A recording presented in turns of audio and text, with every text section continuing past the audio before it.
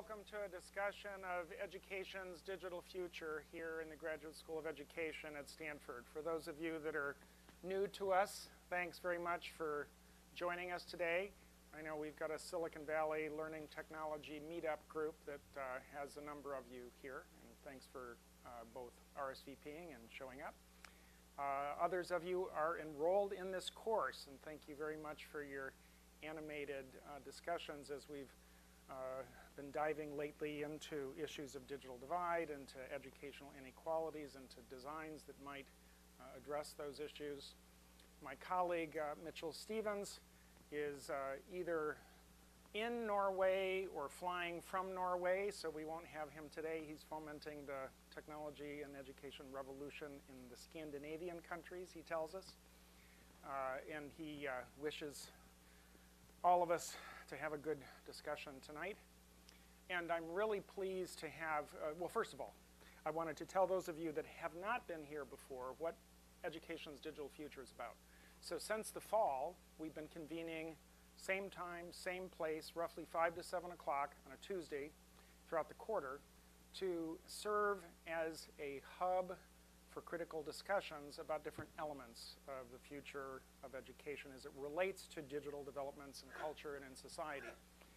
Our students come from all places in the university, everything from freshmen to graduate students, faculty, deans, people in the Center for Teaching and Learning, professors, and from the outside, entrepreneurs, VCs, retired superintendents, teachers, generally interested people from the public. So we will continue to convene, and you're always welcome to come and join us and even participate in the student learning groups. Obviously, if there's a certain number, we'll roll over and be out in the hall, but we now have the facility for doing that with some new monitors, so we're really glad that the Graduate School of Education's IT is scaling up with the enterprise. So tonight, I'm particularly pleased to have two visitors who have been engaged in distinctive research work on the topics before us on issues of digital divide and educational inequalities. And we'll begin tonight by first Wayne Grant from Intel and a Graduate School of Education alumnus. He did his PhD here in science education in 1993. Before that time, he was, and this is where I first met him, directing external research for the Apple Classroom of Tomorrow project, which had one-to-one models in a few special classrooms in the country in the 80s, and worked with a lot of research groups to kind of invent the future and figure what technology was needed to support it, what teacher learning support, and other things of that kind. So now he's going to tell us about his work at Intel, working on these issues on a global basis. Mark Warschauer will come up right after him. Mark is at Irvine, where he's Associate Dean of the School of Education, a Professor of Education and Informatics, which you'll see certainly represented in his socio-technical approach to a lot of the questions we're discussing.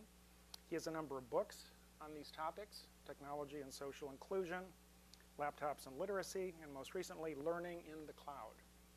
All these are full of both theoretical insights and empirical findings that I think would both inform and surprise many of you. So without much further ado, I want to introduce Wayne and say that we're going to have reasonably short talks and spend a lot of time dialoguing with you tonight, because virtually everyone has some opinion about where we might be headed on the topics that we've scoped out for tonight. Wayne, welcome.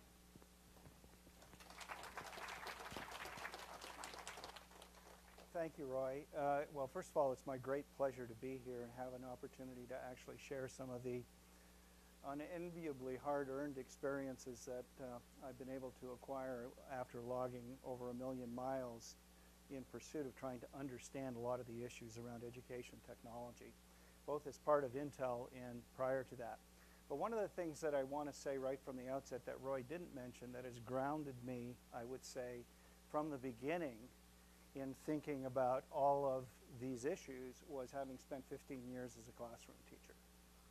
And I think it really gives you a fundamentally different perspective on what life is like when your feet are actually on the street in front of a classroom of 30 hyper-hormoned adolescents.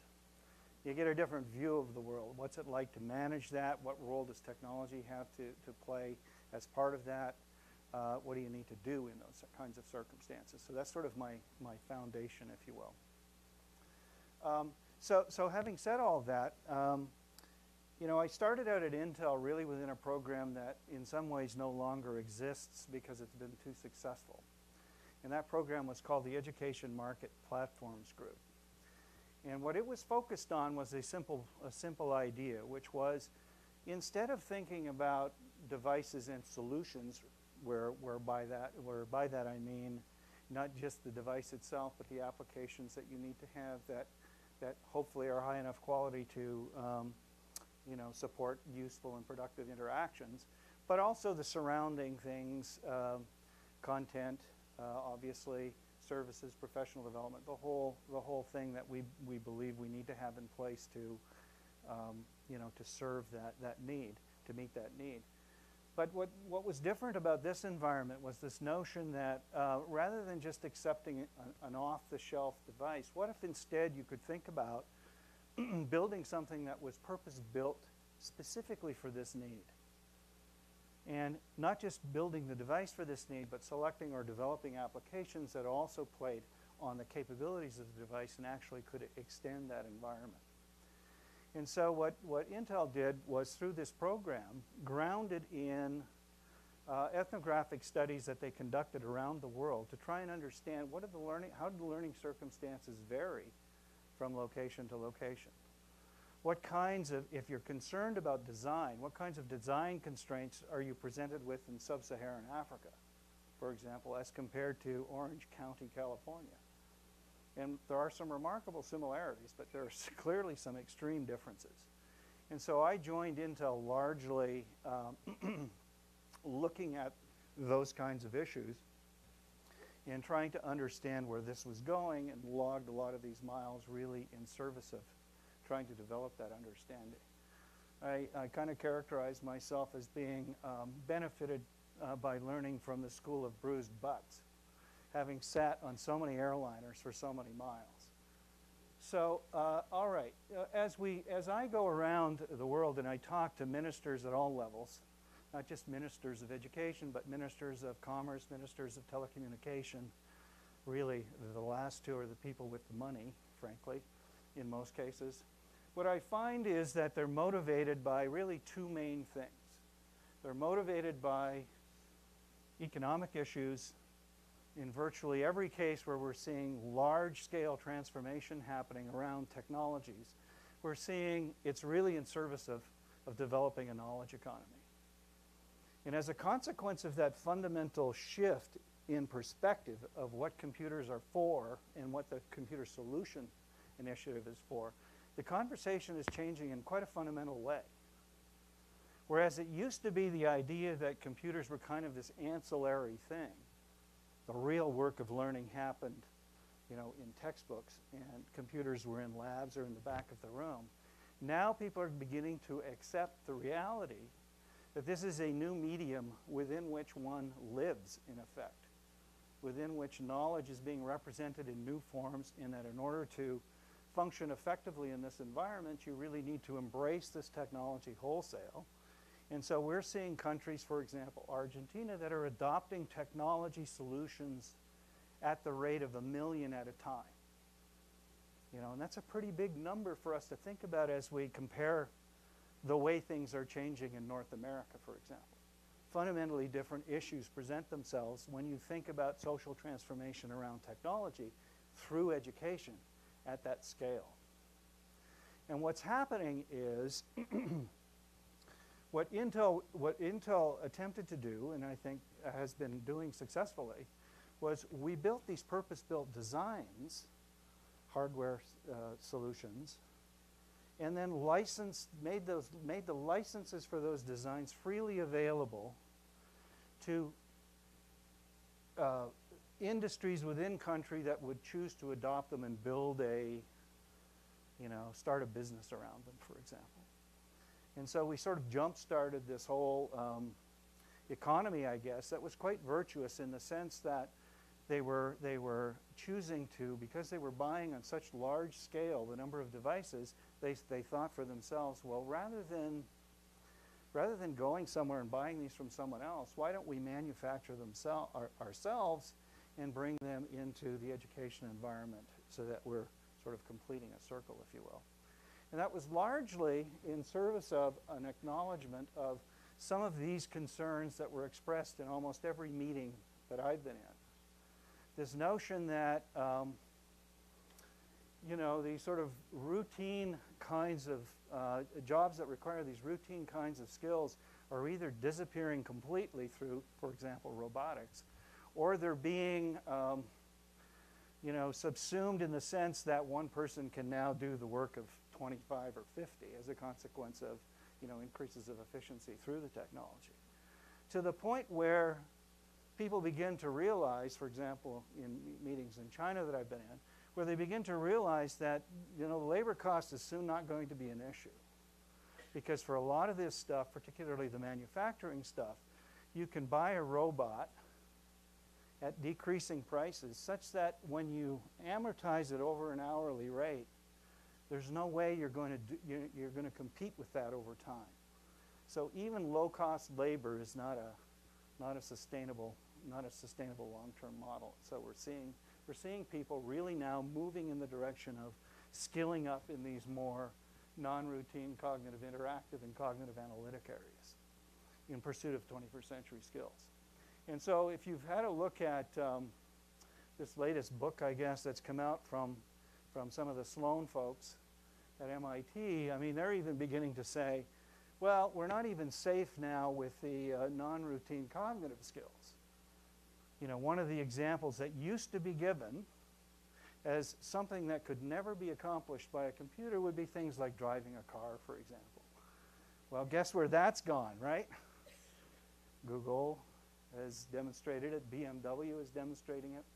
I mean, even that stuff's going away. So there are a lot of challenges there.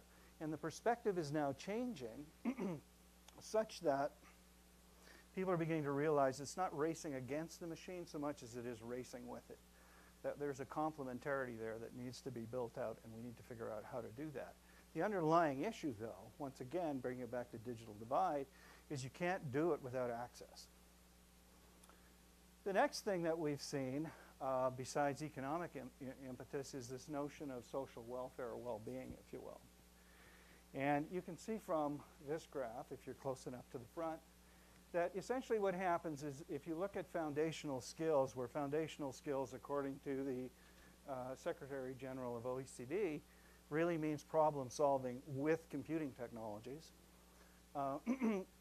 At the highest level, you have the least deleterious impact on some of the social measures of well-being.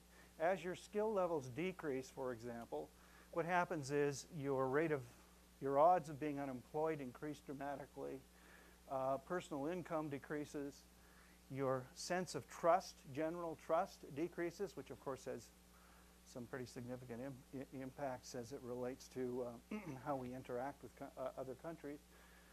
Your health declines, or your odds of having poor health increase, and so on. So you can see that even from a social perspective, taking it from that standpoint, you really have to skill up. And so countries are now recognizing that access is not just, you know, a nice thing to have. It's a fundamental requirement to succeed economically and for the well-being of your population. So as I talk to people around the world, what I find out is we have to do it. We're not so worried about whether or not the device is going to increase test scores so much. That issue is still there. But the underlying issue is really one of, we have no alternative but to embrace this technology, and education is really the place that's designed to support that kind of transformation. So what does that look like as we skill up? As I mentioned to you before, we license these purpose-built designs freely to any place, any organized body in the world that would be willing to undertake the development of a purpose-built design for education. And this gives you some indication of the number of places in which this has happened over a period of 6 years. Each of those countries, and in some cases more than one business within a country, is an organization that is local to that country, that has stepped into the business of building devices and making solutions available specifically for the education, to meet the education need. And so you can see that that has ramped very quickly, and what's key about it is this is not in lieu of what the multinational, the Dells and the HPs and the Apples of the world are doing. It's in addition to. So you can see that it's quite a groundswell of capability that's emerged to really serve the needs that I was just addressing or discussing. So now, having said that, I want you to think for a minute, you know, all the schools that you've been in your life and what they look like, what that experiences look like to you. What's the environment like? What is your access like to technologies, for example? And imagine that I'm talking about a world that looks like this, okay? Large parts of the world look like this. And so when we talk about access, yeah, you can talk about access to the device, but clearly there's much more to it. Yes, you have to have access to the digital medium. That is enabling some capabilities. But in and of itself, it's not complete. So you may have a digital divide around the device. If the device isn't there, it's going to be pretty hard to think about, you know, content that might be taking benefit from some of the affordances of this new digital medium. Just not going to happen. What about pedagogy? One of the biggest concerns I meet in meetings with countries that are really putting down huge amounts of money to buy these millions of things at a time is they're buying them they fit in either one of two cases. They're either in the case that is putting every penny into the device and nothing into the applications, nothing necessarily into the content to make that device at all usable or useful, nothing into teacher professional development. There's no money left over. And in a lot of cases, you have to wonder the extent to which that initiative is all about getting elected. Okay? It's about a chicken in every pot, basically, right? And so one of the things that we have to do, and we do as a part of our overall organization, is we go into these kinds of environments and we focus on, look, you have to have the whole solution. Otherwise, in the end, it's folly. And so you see one initiative that is focused on, I want the least expensive device, capability, irrelevant. It's about maximizing the number of devices, and you can think for yourself whether or not that's addressing the digital divide adequately, because you can make an argument that it is, and some would, versus having something that costs more with sufficient capability to actually do something meaningful with, and money spent on those things, which is frankly a more nuanced, less concrete demonstration to your electorate. So in addition to pedagogy, of course, there's the whole issue of assessment. You know, assessment, if it doesn't keep up with the, you know, the demands, the new skill requirements and so on, then of course, you know, you've got that problem.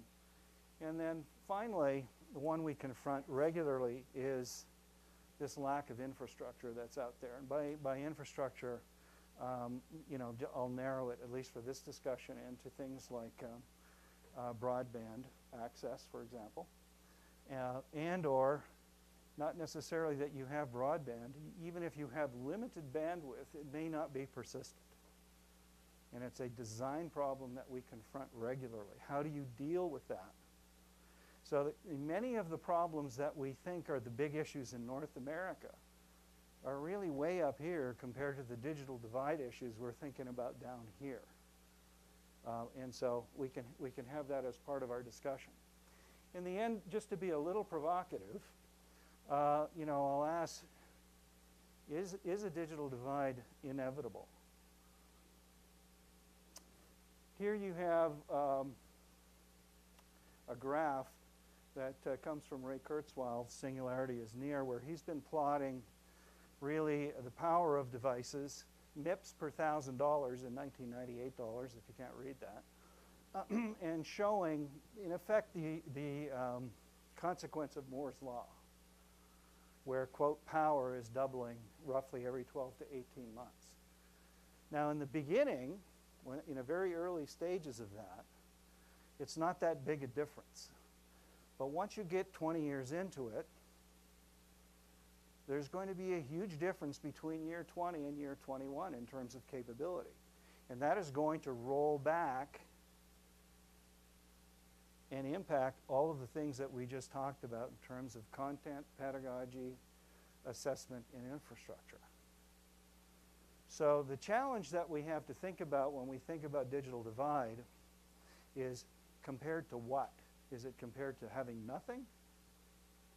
Or is it compared to, or how do you resolve the huge difference that's going to exist between, generation 30 of a technology and generation 35? And how do you deal with the kind of lag that's connected, the inertia in the system that is related to having to skill up the educational enterprise to take benefit from those capabilities? So those are some thoughts for us to maybe sink our teeth into as part of the forum later. Thank you.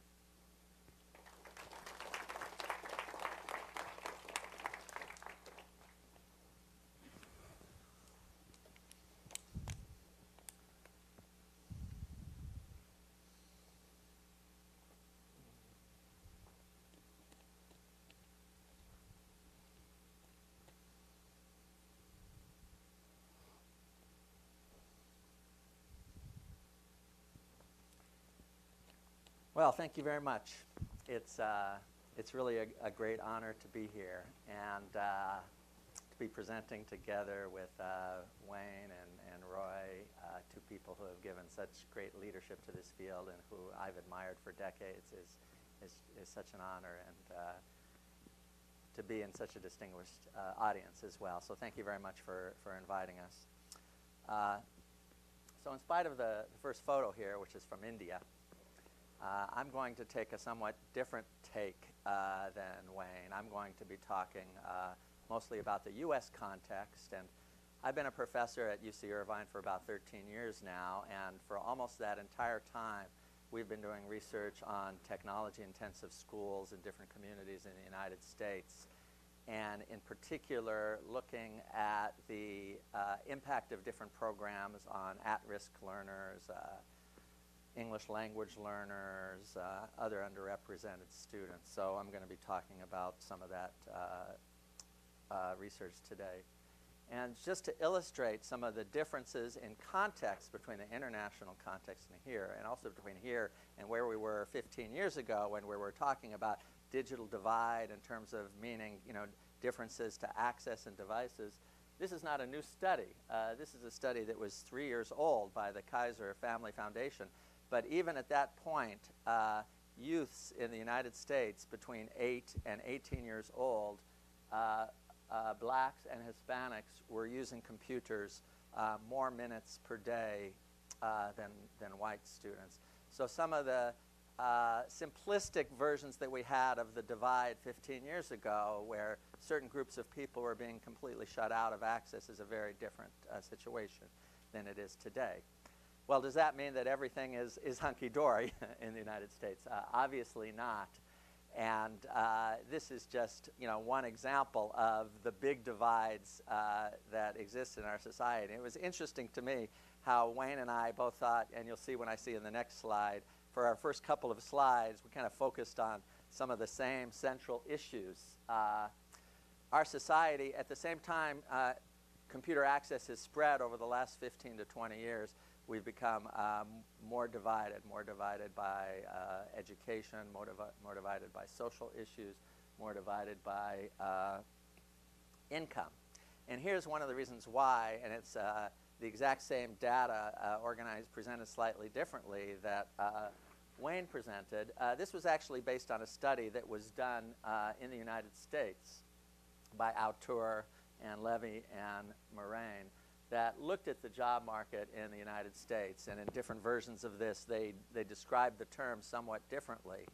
But basically, what this indicates is that it's not so much the access to the technology, but what you're able to do with it. And if you have skills at complex communication, at expert thinking, then your chances, not only your chances of employment, but your chances of power, prestige, privilege are very high. And if you don't, they're low. So it's not so much the technology itself, but are you able to use it for those purposes? So to look more concretely, I'll spend most of the rest of the time talking about what we've learned from programs in the United States.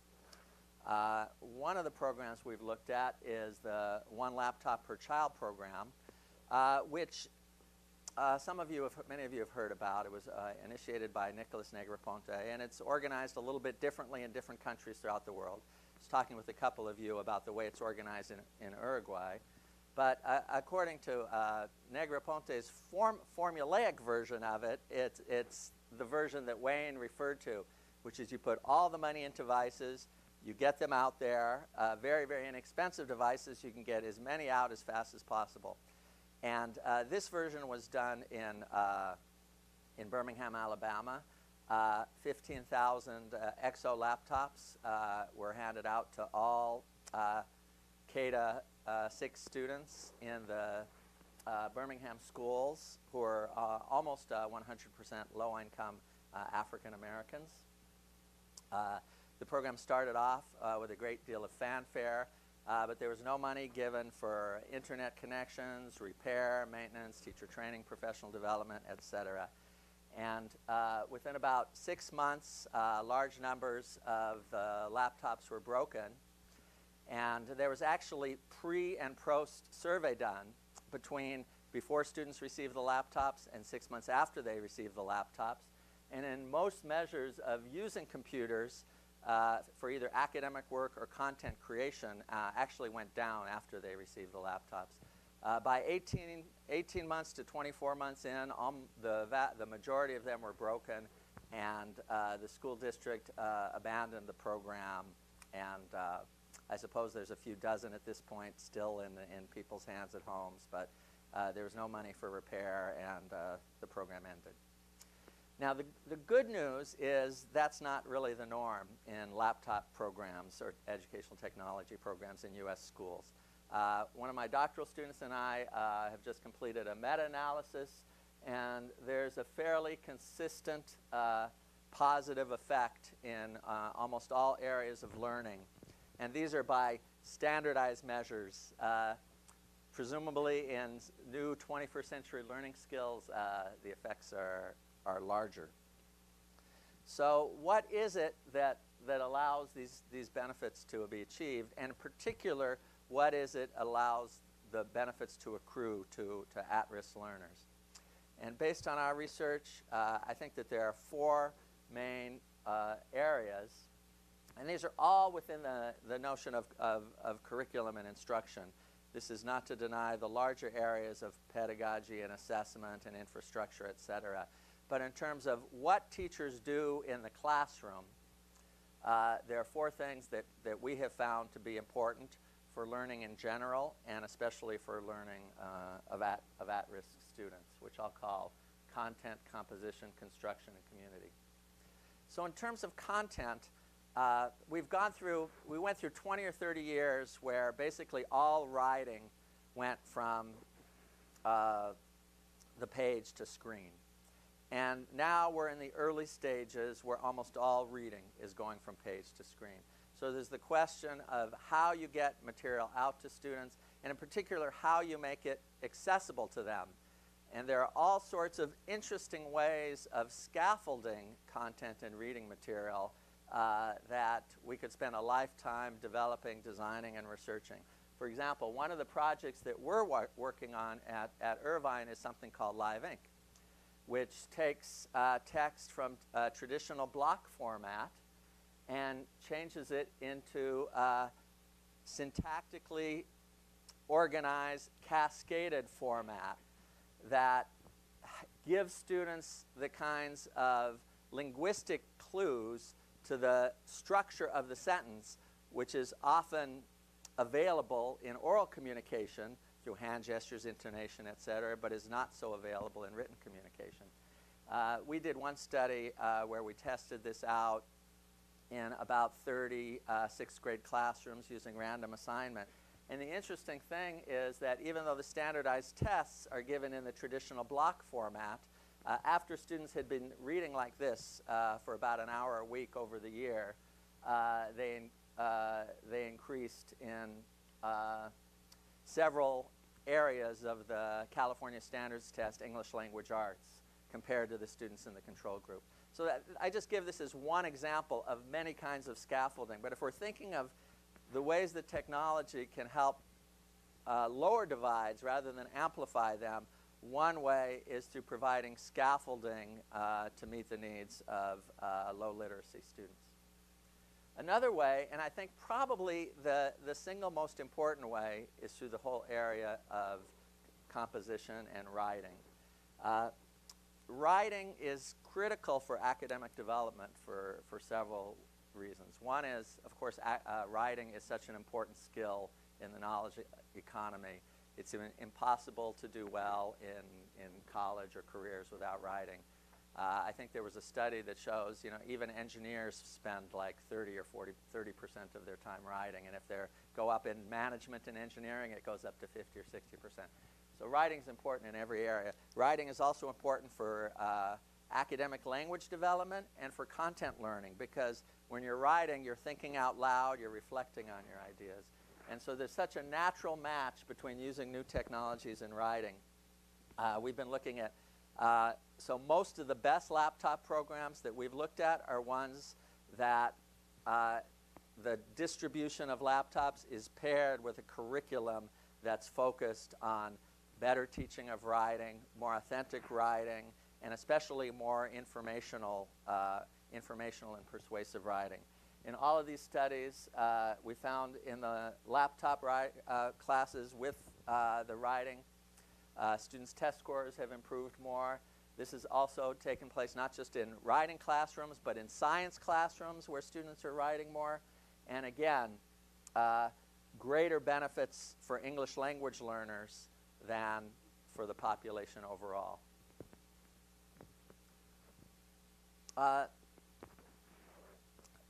Now we get to the area of community.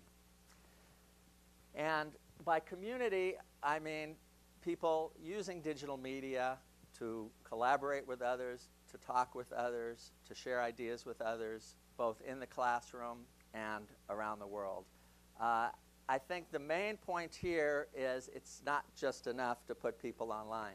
There was a study a number of years ago. It was called Network Science. Network science was the idea that kids would learn by doing online science projects in different communities. So everybody would measure the acidity of their local river and upload the data. And there was a brutally honest book that was written by the people who had organized these projects. And then they studied them. And they found three things. One was, first of all, students uploaded data, but they didn't even bother to download it. And if they downloaded, the second thing was if they downloaded data, they usually didn't know how to interpret it. And third, if they communicated with others around the world, it was usually social chat. It wasn't about science. The exception to that were the classrooms where the teacher had really worked with the students to know how to analyze and interpret data first and then put them online. So it wasn't the network that did the teaching. It was the teacher that did the teaching. And this is an example of a classroom that we were in doing work in Colorado. This is a school, a special school for English language learners. And the teacher once a week would read stories out loud. And the students could not only respond by raising their hand, but they could also respond by chatting. But those teachers pushed and taught the students how to push their thinking, how to ask difficult questions, how to analyze the responses of others. These were the kinds of communication that took part in the first part of the year, completely dominated by the teacher. This is a social network analysis with much less participation of the students and everything coming out from the teacher.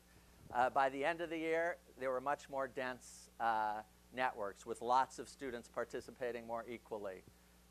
Students were using more complex language. They were demonstrating more advanced cognitive skills. Their writing test scores went up. This is in a special school for English language learners, and there were great gains from the kind of community that was formed, a very purposeful community. The last thing I wanted to talk about briefly is construction. Seymour Papert's idea of learning through building things, all the way back to some of the work on logo that some of you have been involved in many decades ago.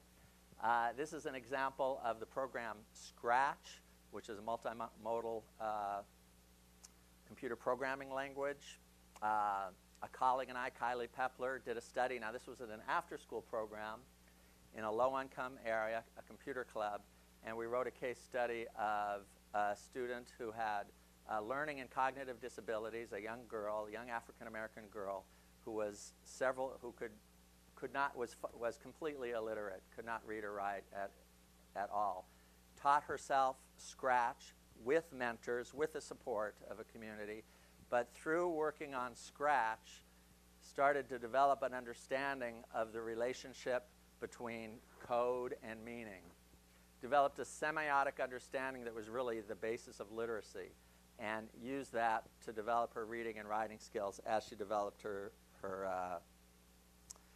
computer programming skills.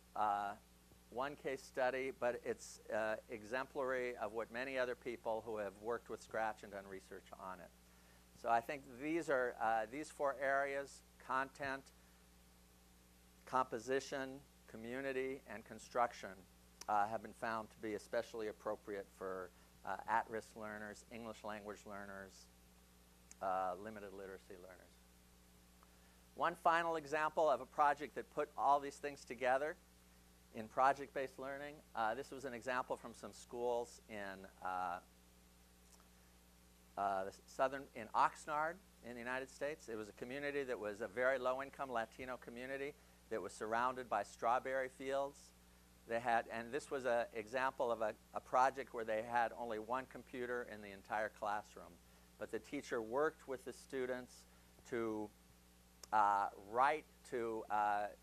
investigate the situation of strawberry workers in the community, to go out and interview community members in Spanish, translate it into English, write poetry, develop art, develop graphs, and developed an entire project related to accessing content, composing, constructing knowledge, building a community. There was also a later phase where they sent letters to the governor talking about the conditions of workers, and then had email exchanges with communities in Puerto Rico and South America that were other agriculture communities. So I think the bottom line is it's not about the laptops, it's not about the iPads, it's not about the tablets. It's the way you make use of these devices to give students access to content, the abilities to write about them, construct knowledge about them, and participate in learning communities. Thank you very much.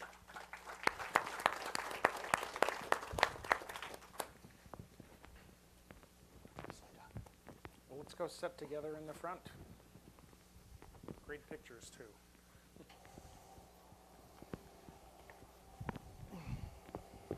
So I was almost stunned at your autonomous laying out of the cognitive skills transformations that are being increasingly used by ministries of education and by sensible educators to provide a different rationale for why they would be using technologies than perhaps is true in the past. And yet there's this irony that as access to devices, at least in the US, has gone up, so has media consumption and media multitasking. 11 hours of media consumed in 7.5 hours by your average adolescent. And a lot of that is not spent doing content creation, construction, community. So one question is, how can educators work to help tilt the balance from consumption to construction?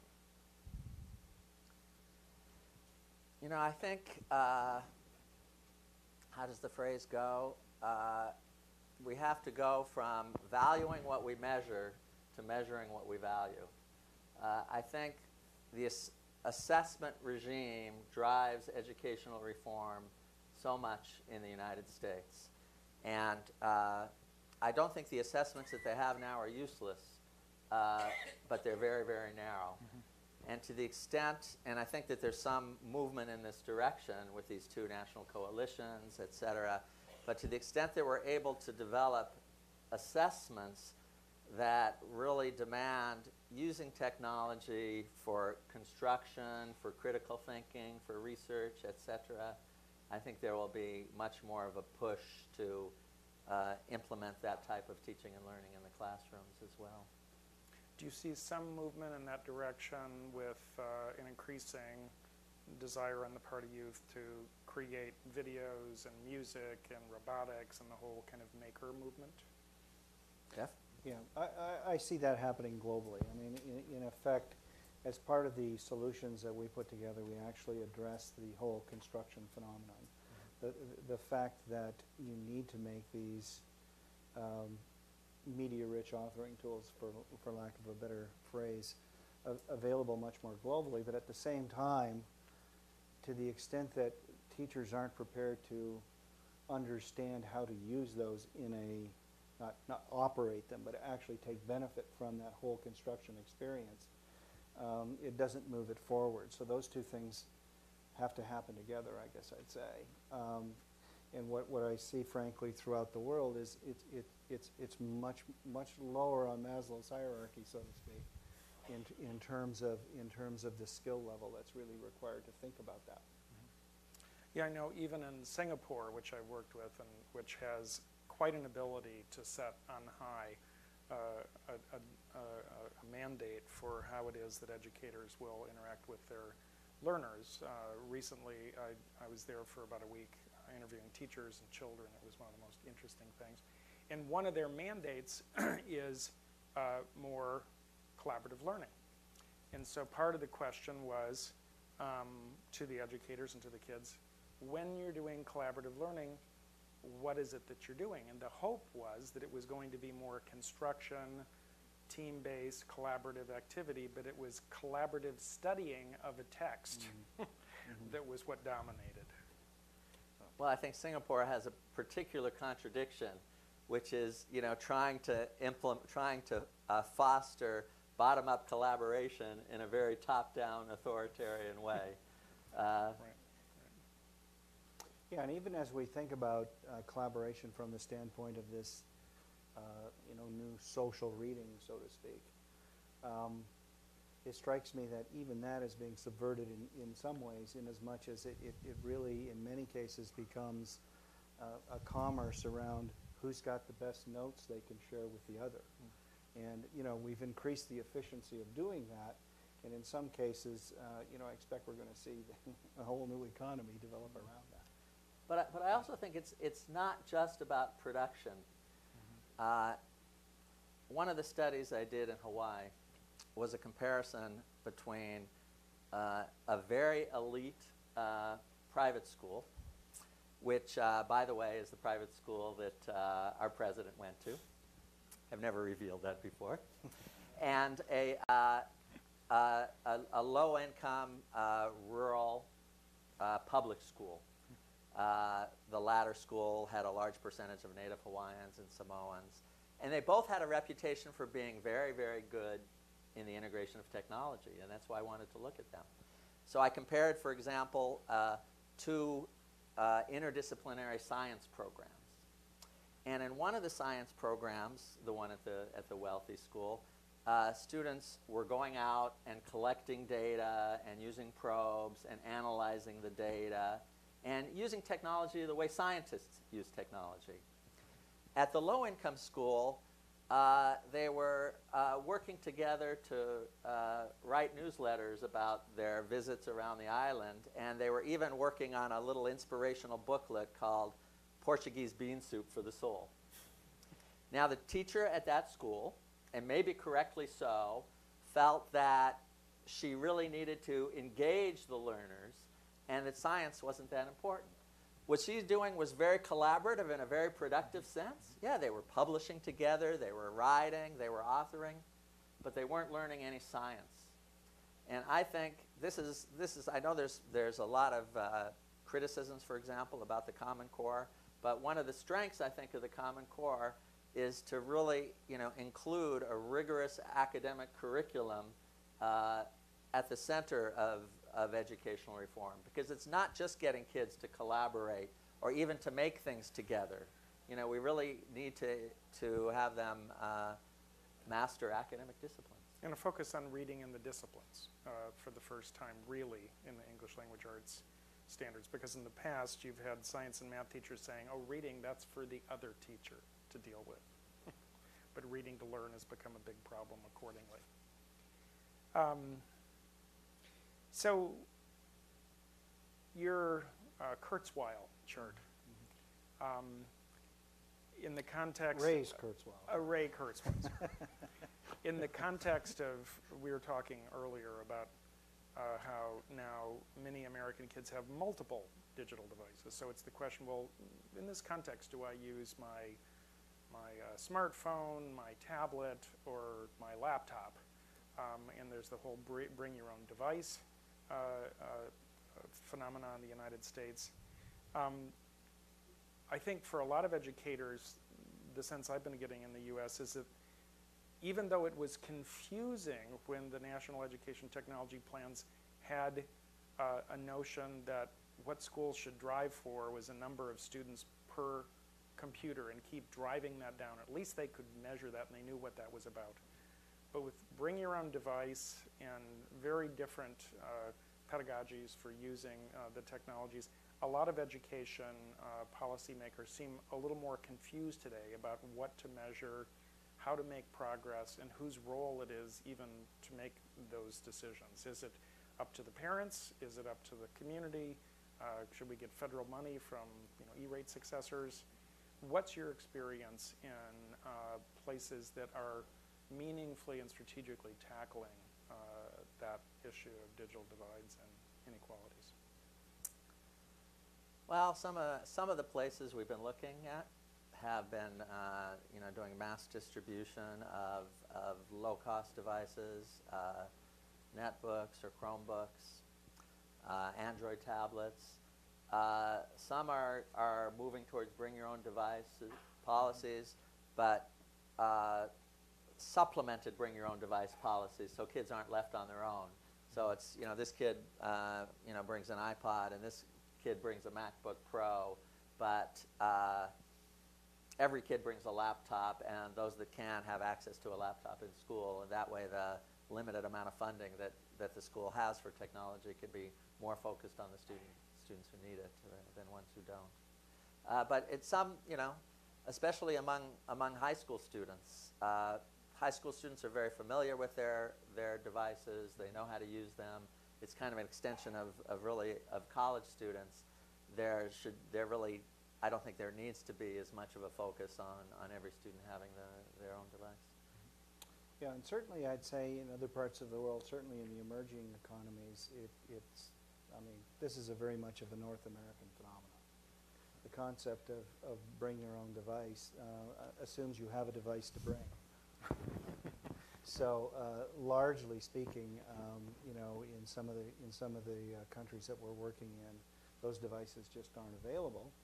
And what happens if there is a device available frequently, it may be a relatively feature-impoverished, cell phone kind of device, which really drives, the kinds of things that can be taught downhill, sort of in the direction of lowest common denominator, simply because the interactive possibilities are so impoverished. So, again, I guess I'd say that, we tend to be very North American in our thinking, I would say, having had the benefit of being able to step outside. A lot of the concerns that we have here, as legitimate and real as they are, aren't necessarily generalizable to many parts of the world. Right. Well, that opens up a theme that I suspect will come to in some of the questions from our audience, but I want to turn the baton over, and we've got a couple roving microphones. Abby, Daniel, let's begin to engage with our students and our visitors. Yeah, hi. One of the things I was wondering, based on what you see, not just in US, but around the world, and mapping that with all the ed tech activities that is happening, not just in the Silicon Valley, but around the US these days, are these companies working on the right problem? Or do they have the digital divide as a blind side that they are just ignoring? What do you see? And what would you recommend these companies and these entrepreneurs focus on? Well, certainly from my perspective, speaking for Intel here, I mean, that was the central issue of forming the Education Market Platforms Group, was really a wholesale commitment to addressing that very concern, which was, obviously, as Marcus said, we don't have the perspective that it's just about the device. In fact, my job at Intel is in many ways controversial, because as a user experience guy, my role is to try as much as possible to make the device disappear, right? I'm about making what the engineering part of the company really thinks is the hot stuff, right? So, it's very much focused on addressing that specific concern. I can't, and I guess what I would say is, even in India, as we've met with companies there, I think it's really about trying to address the broadest spectrum of potential users. So I think, I think there's a big commitment to actually trying to lift, the world in that regard. That was Harry Shaw from guru.org. So yes. Please introduce yourself when you ask a question. Thanks.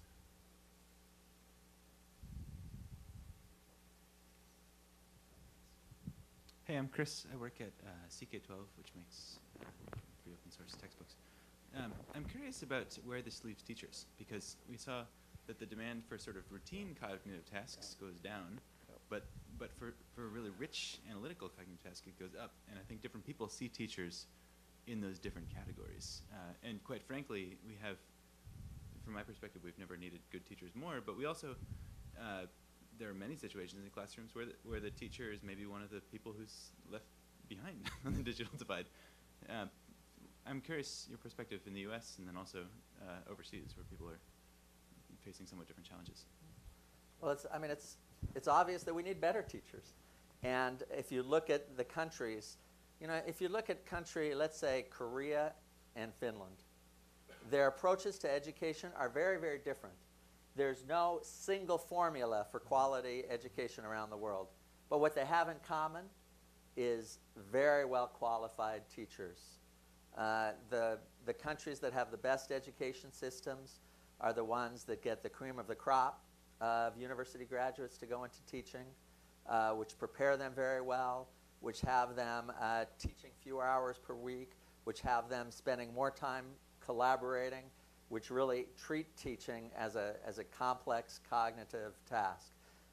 That's where we need to go. Now, what political obstacles we have to overcome to get there, that's a much more difficult question. Maybe that can be the next session. But I think that's definitely the way we need to. Evidence suggests that's the way we need to go. Teachers need respect. Yeah. And I guess I'd also say, just to add to that, it is true that when you visit classrooms around the world, you'll find that there are remarkable similarities between those teachers that you would identify as superior at what they do, independently of the technology. But at some level, of course, they have to have some means to be able to, first of all, understand the affordances of this emerging medium, and how do they wring out, given their already developed skills, benefits from these emerging capabilities, I guess. George Harris from the Coalition. I'm Dan Zales. I'm from SRI. Sorry, he had started, and I think you're next, Dan. Sorry about that. Sorry. Co- Coalition for Educational Freedom. You seem to be talking about this digital revolution in terms of the existing education establishment. Doesn't this digital revolution provide an opportunity for a whole lot of people to get into the education game that come through traditional experiences? Say more, please. What do you mean about a whole lot of people? Well, there are many companies creating education tools and education products. To the extent that these creators create schools, assuming the laws permit such things, then those organizations may go about recruiting teachers in a different way. It may be that companies create schools, and there's a synergy between executives that no longer want to travel and want to spend their last 10 years teaching. The opportunity of creating extensive variety of schools, something we've never really experienced here, seems to me to be enhanced by the use of this digital experience and what we're seeing now in terms of creative programming. Is that clear? Sure, and it's, Yeah. I mean, it's already happening Yeah. by the growth of charter schools. I mean, I don't know the exact number, but a city like Los Angeles, perhaps 20% of the schools in one of the biggest school districts in the country are charter schools. So it's already happening. I'm not sure that it's, there's a good and bad to it. And overall, the performance of charter schools doesn't seem to be superior to the performance of traditional schools, but maybe that's not the goal. Maybe what happens out of that is, the wheat gets separated from the chaff, and you can see what works and what doesn't work, and so that definitely seems to be the trend, and I'm sure it'll continue. Yeah, I'd agree, and that of course is happening, beyond North America. So, for example, a good example would be Projectbased in Brazil, for example, is literally a technology manufacturer, but they also at the same time have built an education business around that, and I mean a legitimate one. So, for example, technical support in North America conjures up this idea that you're having a problem with your device and you call in to figure out how to make it work. Well, that's true, Projectbased does that, but they also have a complete suite of teachers who are technical support for pedagogy, in effect, which is you call in and they will provide advice on how you may be able to use a particular application or extend the capabilities of the device that you have or the content that you have available, or even begin to think in new ways about things that you should be doing. So I think Mark's right. These models are already emerging. Some people would characterize it. In fact, we were just participating in a session with the Institute for the Future not far from here, and they are literally characterizing this whole focus on education as a gold rush. So we really do see it coming from all sides, both well-intended and also crassly commercial. We've had 2 annual meetings now run by Goldman Sachs on the global business of education, jointly planned by the business school and the education school, with 100 CEOs, 30 ministers of education, in sessions around valuation. Yeah. It's a very It- different environment it's than incredibly just 3, different, 4 and years ago. And I will speak to this from someone who actually started a company with another person in this room who shall be nameless for the moment. You know, I will tell you, at the time we did this in, I'm going to say, the mid-90s, you could not interest a venture capital in education. I mean, there was just nothing that you could do that would suggest that education was a play that you know, should be made investment in at the time, you know.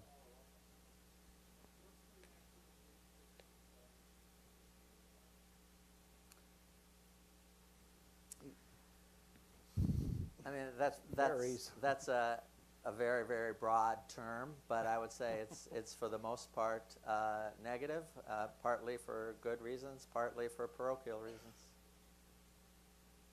Yeah, but having said that, let me, you know, I'll qualify that a little bit. You know, having been involved with the Apple Classrooms of Tomorrow, and you know, Apple is clearly a company that's a for-profit company.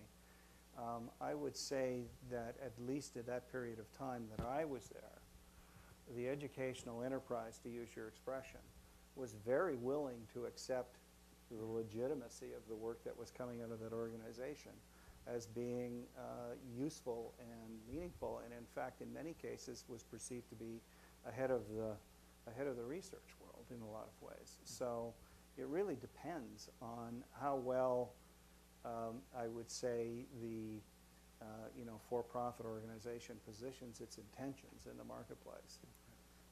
You know, I'll just say, I mean, the jury's out. Maybe in this country, the commercialization, the privatization of certain sectors of the public education sphere will end up being very positive. We'll shake things up. We'll bring some changes that need to be changed. If you kind of, you know, get back to what I said before about if you look at the experiences of the best countries with the best educational systems around the world, I mean, that's not the model they've followed, whether you take Korea or Singapore or Finland or the other top performing countries. They put a lot of money into a very well organized and somewhat centralized educational system and find really good teachers. That's not, again, to speak against the trends you're saying, but the people who, you know, the educational establishment which questions them points to those things. Yeah, just one more comment on that. You know, globally, there has been a real demand for what is being referred to as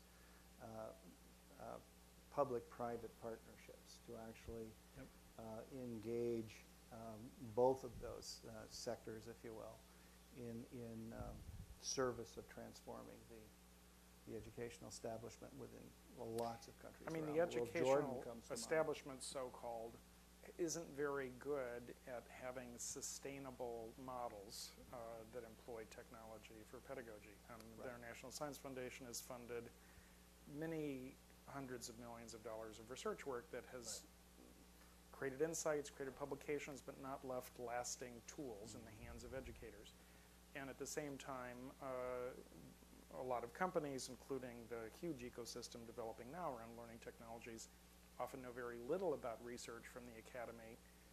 And so it seems like there are many opportunities for public and private partnerships, because the issues are always sustainability of a nonprofit. Right. You can have a Right. great model, That's right. but if you don't have capital to drive That's it, right. you're gonna be in a real valley of death. Yep. More questions? I think, Dan, you were about to speak, and then we've got quite a few hands up here. Yeah, I'm Dan Zalas, Center for Technology and Learning at SRI International down the block. My question is about the digital divide concerning urban versus rural. I was wondering if if you could talk about that. I mean, I work with teachers, some rural teachers, and they I was just out at Sonora a couple of weeks ago with some teachers, and they were kind of hitting me over the head about the digital divide, given the access issues, in that the school is like an oasis, but then the kids just don't have that computer bandwidth. The teachers don't out in the rural, and I'm wondering if there's a social justice issue here eventually in terms of, you know, will there be the investment in the rural areas I'm thinking analogously to food deserts. Is there an investment in good food in a rural area, in a poor rural area? And will that be creating an even greater inequity down the road as we become much more cloud-based? I mean, this is what computing? FCC broadband initiatives and universal service access are supposed to be doing, especially in rural. I mean, in a lot of ways, the United States, and it's understand me, we're a very large country geographically, et cetera, but in a lot of ways, the United States is very behind other major developed, and in some cases, even semi-developed countries in broadband. We're talking about the one laptop per child program, the one place where it's had a mixed record, but better than almost any place else, is in Uruguay. And one of the reasons why is because they put a huge amount of money into connectivity. And almost any kid in any place, almost 98% of the kids in Uruguay can walk to their nearest park or outside their neighborhood school and gain access to the internet. And yes, I personally, almost all my work has been done in urban areas for the last few years, so I haven't witnessed that, but certainly the data supports you that there's not enough broadband in rural areas, and it doesn't surprise me that that's a problem. Yeah, it's certainly globally true. Having said that, it varies by country. So for example, Kazakhstan specifically undertook a focus on that issue. And as a consequence, it became critically important, obviously, that they needed to build out their broadband infrastructure, and that became a national imperative.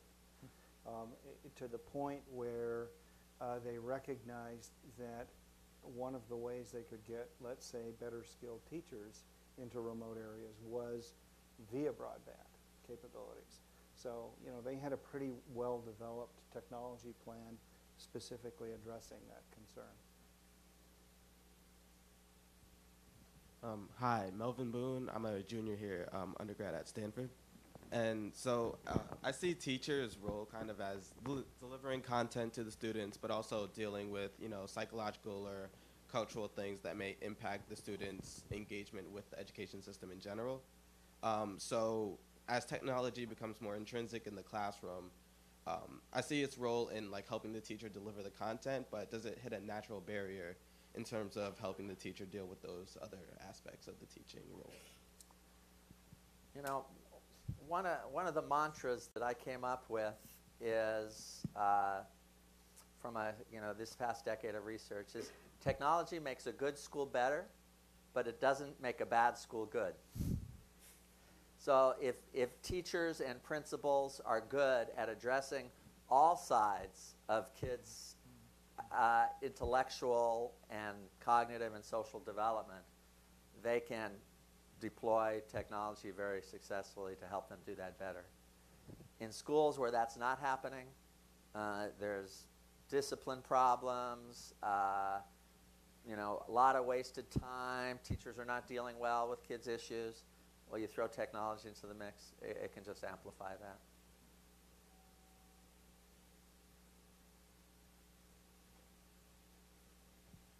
Hi, I'm Enzo. I'm a material science student here. I'm actually from Intel too. I was a process engineer. Will continue to be a process engineer when I'm out of here.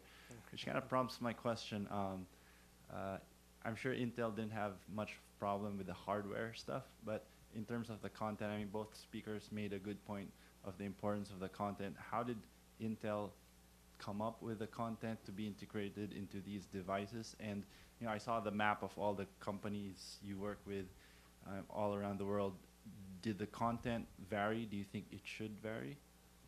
Well, first of all, Intel didn't develop the content.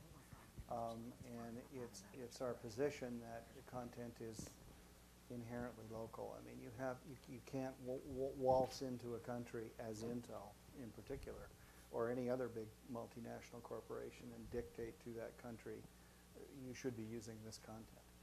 What you can do, however, is talk about what are some of the capabilities of the medium, and what are the possibilities within the content developers within that country to begin taking benefit from those capabilities and doing new and important things, shall we say. So our strategy from the beginning has been to work in country with local partners to kind of raise their awareness of the possibilities that come intrinsically as part of the new media.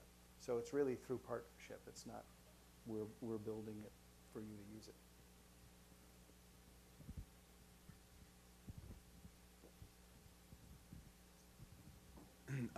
Jason Sellers, academic tech coordinator at French American in Hayes Valley. My job didn't exist a few years ago, so basically what I do is I work with teachers and try to help them use, we have a one-to-one iPad program at our school, and to help them use that in ways that are effective and enhance learning opportunities. And I like that you talked about how that's important and that it really is about the teacher and good teaching and not so much the tech. And it's good job security for me, too, that you mentioned the training aspect to that. And that's one of the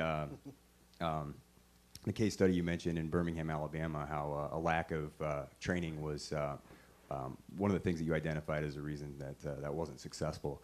And I was wondering if either of you, in your experience, have seen any models at work where schools have introduced a new technology initiative and provided training that seemed to work. I know in my experience we found that it's not so much the technical things. Students are pretty good with that, and our teachers are too. It's really a transition in terms of pedagogy and what that access to, particularly in a one-to-one iPad school, really changes the dynamic of the classroom. You go from sage on the stage to guide on the side. And so I'm wondering if you've seen any models like that at work that you feel have been successful and prepared teachers for this new technology in their classroom. That's a great question, and there is an excellent model, which is called TPAC. There used to be a debate over whether teachers needed pedagogical knowledge or content knowledge. Did a math teacher need to know about how to teach kids, or did he need to be expert in mathematics? And a guy named John Schulman said, there's this thing called pedagogical content knowledge. In other words, you need to know pedagogy, but not just general pedagogy. You need to know pedagogy for mathematics. If you're a math teacher, you need to know what are kids' common misconceptions in mathematics and what kind of strategies you can use to help them overcome them. Well, this was extended to an idea of TPAC, which is technological, pedagogical, and content knowledge. It used to be, as you said, that technology was seen as kind of a side thing. Like here, you need to know the technology. Or maybe the technology was integrated with the pedagogy or with the content, but not with both. So now there's this idea that, if you're a math teacher, you need to know the particular ways that technology that can help with pedagogy for teaching mathematics. If you're an English language arts teacher or science teacher, the same.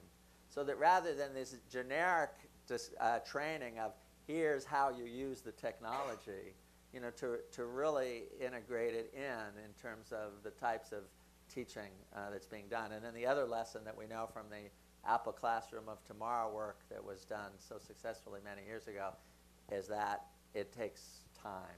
It's not a one-shot thing, but it has to go on over time.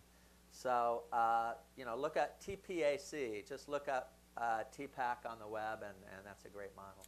I think that's absolutely right. And one of the issues that I think is going to be a barrier to having teachers learn in the ways that they might to integrate technology effectively in relation to the more complex pedagogical objectives that would get at those higher skill levels is that we do not have technology in its specific uses written into our standards. And that is true for the Common Core Math, ELA, and even in the next generation science standards.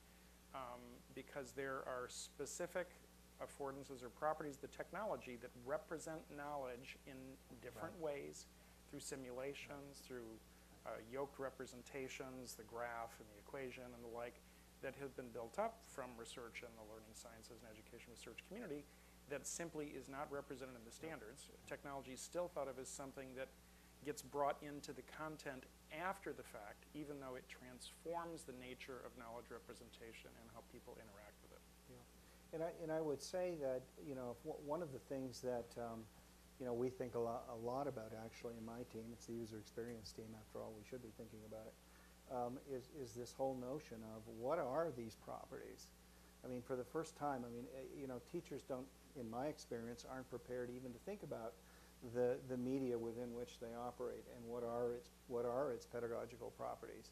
And it strikes me that, you know, maybe as a consequence of, you know, the newness of this medium, there may be some opportunities to, in fact, address what Roy is saying, which I think is so important, to try and understand what is now possible representationally as well as in terms of interactivity. So, you know, to me, I think it would be a real breakthrough to start thinking about how do you add that to, you know, professional development experiences, for example, either in service or pre-service.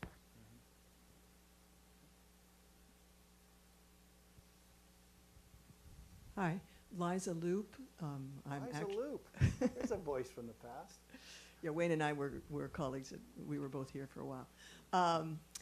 And I'm now with the History of Computing and Learning and Education Virtual Museum. So I have lots and lots of questions, but I want to focus on one question. We've been talking about the sort of axiom, the axis of public versus private education, but we haven't touched on the axis of formal versus non-formal education. And I'm specifically thinking of the Venn diagram that you put up, or Venn-like diagram, that had assessment as one of the circles. And I'm wondering if, as educators here at SUSE, we often focus on in-school kinds of education. Yeah.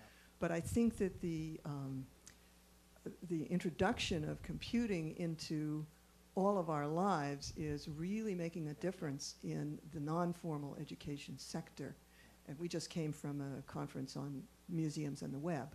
So museums are one, museums and science centers are just one sort of non-formal yeah, we've had a couple good panels that are recorded and up on the edf.stanford website on just this issue. So, you know, the evolution of digital curriculum, paying attention to informal learning as well as formal, and in particular, looking closely at the badges infrastructure that Mozilla and others have been creating to enable people to award competencies on the basis of some certified performance, whether it's in a learning game or something that takes place in a museum.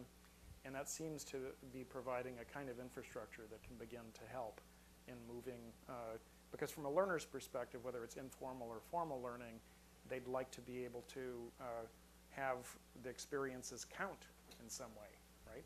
So getting beyond seat time, and you're starting to see some policy changes there as well. But yeah, it's a great issue. Let me hand the question to these guys. One of the things, I mean, we think about it a lot, Liza, you know, and one of the things that's become really clear to me in the last 2 years that I've been at Intel is how difficult a concept it seems to be for people to grasp what we mean by informal learning or non-formal learning. There seems to be a real need for some clarity around there, and I know we've used the 2x2 that you put out around it. But even having said that, for whatever reason, there's a meme that relates to edutainment that lives large in people's minds.